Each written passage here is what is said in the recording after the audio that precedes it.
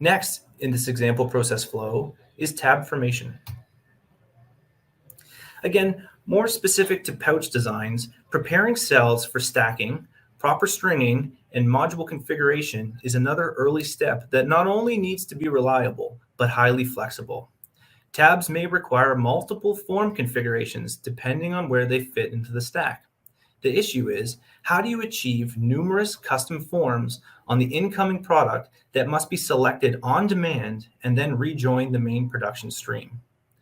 It is not practical to batch produce these tab configurations when dealing with this amount of volume, and diverting cells through multiple material flow streams is a significant floor space demand.